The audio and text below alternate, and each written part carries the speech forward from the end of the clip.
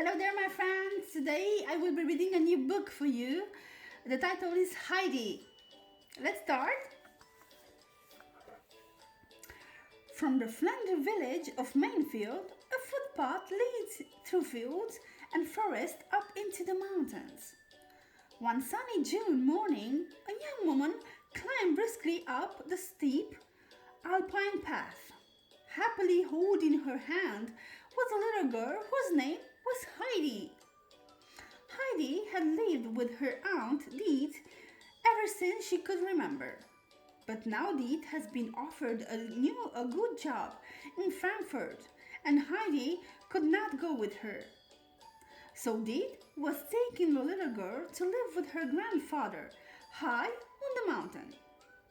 Poor child, how can you possibly do such a thing? Said the people in the village below. That was because everyone was afraid of the bad-tempered old man who lived all alone.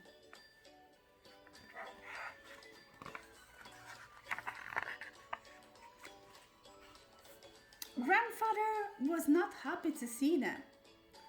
What will the child do here? He growled. When Deet left, Grandfather sat on his bench and smoked his pipe.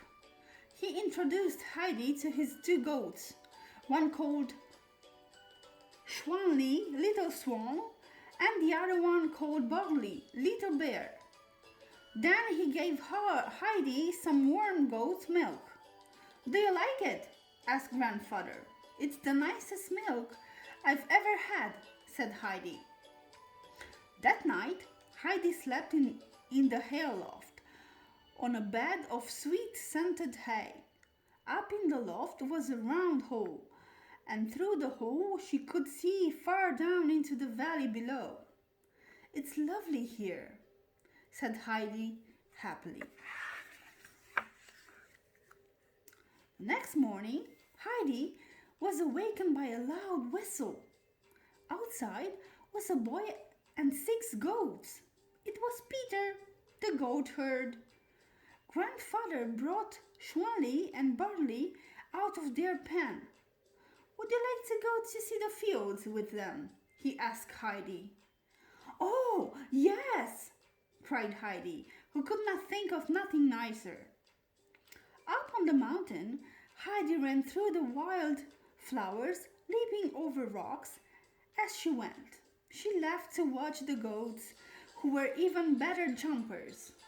Day after day, Heidi and Peter climbed the mountain to the high meadow. Heidi was as happy as the birds.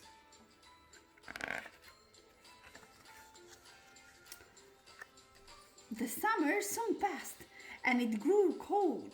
One night, a deep snow fell. After this, the goatherd Peter did not come anymore. Some mornings, Grandfather fetched a sled, bundled up Heidi cozily, and off they flew down the mountainside to Peter's hut. Peter's grandmother was waiting for them. She was blind, and so she couldn't see how beautiful the mountains were. But Heidi described them to her and told her all about what she'd seen and done in the Alps.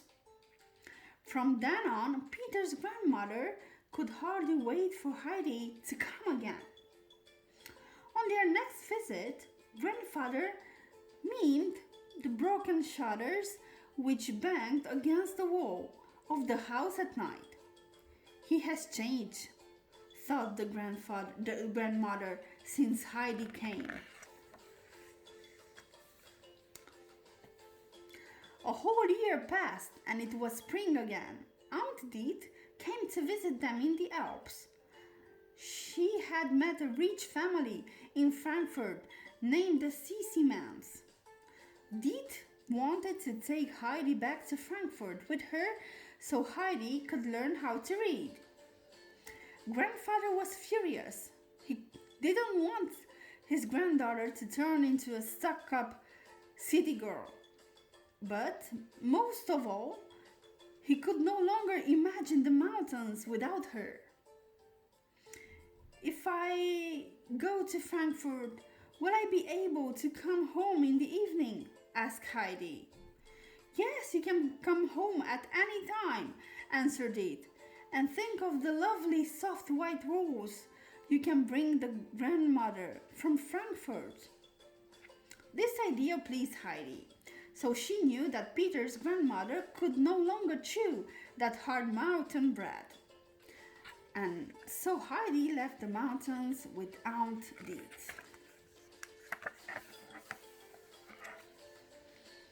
In Frankfurt, Heidi made friends with Clara, the sissy man's daughter. The girl couldn't walk, and so she had to spend the whole day sitting in a wheelchair. When Herr Sessman went away on business, the very strict Fraulein Rottenmeier looked after the children. She had no sense of humor, and she always called Heidi by her full name, Adelheid.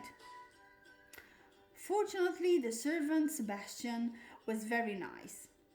He gave them soft white rolls to eat with their soup. Heidi quickly hid hers so that she could keep them for Peter's grandmother. When Heidi woke up in the morning, everything seemed very strange. From her bedroom window, she could see nothing but grey walls and windows, and in the distance, a tall church tower. Heidi longed for the rustle of the pine trees. So one day, Heidi set off to find a church. Maybe from up in the tower, she would be able to see the mountains. Together with the warden of the tower, she climbed right to the top. But Heidi couldn't see any mountains. There was only a sea of roofs. But something else in the tower made Heidi glad that she had come. The warden had a cat, and the cat had kittens. Oh, Clara, would you love these kittens so? Heidi exclaimed, and the warden was so happy to give her some of them.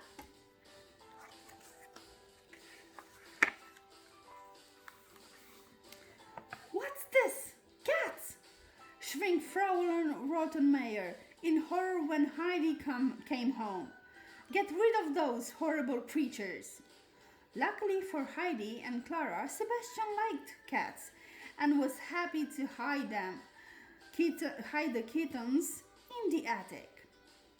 But Heidi could not stay out of trouble.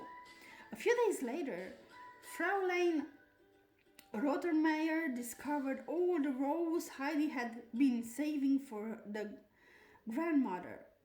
Throw this stale bread away, she ordered. No, no, begged Heidi.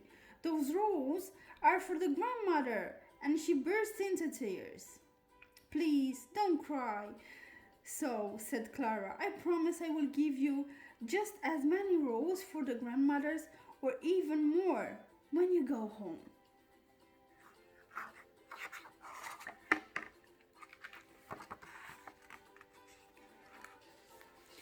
One day, Clara's grandma came to visit. She brought with her a book full of wonderful pictures for Heidi to read. But I can't read, Heidi whispered. Grandma took Heidi's hand. You can learn to read, she said. I will teach you. And when you learn, you may have this book to keep. As the day passed, Grandma read stories from the beautiful book. Heidi often turned the pages and watched as Grandma showed her the words. By the time Grandma left, Heidi herself could read the stories to Clara.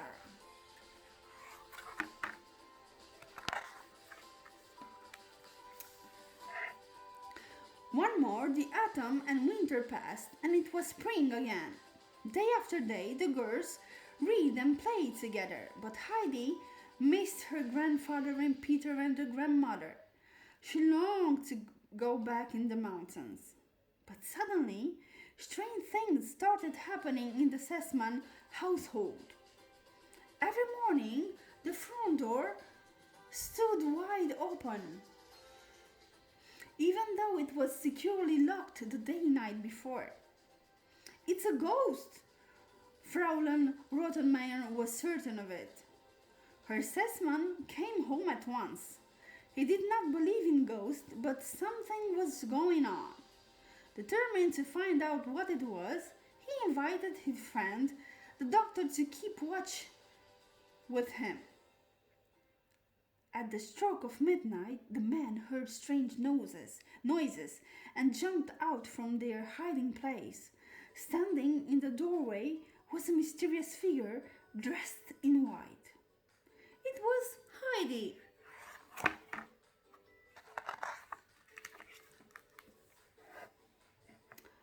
The doctor and Herr Sessmann knew just what was wrong with Heidi. She was homesick. Heidi must be allowed to return to her home in the mountains. Clara was so upset at the news, but her father promised to take Clara to visit Heidi in Switzerland that summer. Heidi made a long journey holding in her lap a basket packed by Clara herself.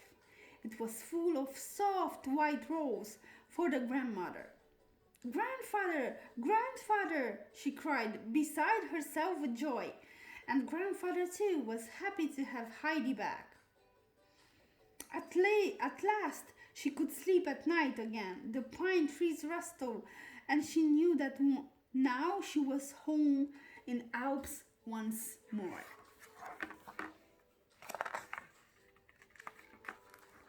As promised, Clara came in June. She loved the little house and the goats. She loved her days with Heidi and grandfather. Heidi was delighted, but Peter was jealous.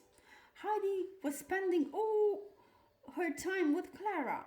One day, when they were all in the high meadow, he angrily pushed the wheelchair over a cliff. Now Clara had to learn to walk on her own 2 feet, but Heidi helped her. Every day she improved, little by little, and before long, Clara was completely cured. This is the end of our story. See you next time. Bye bye.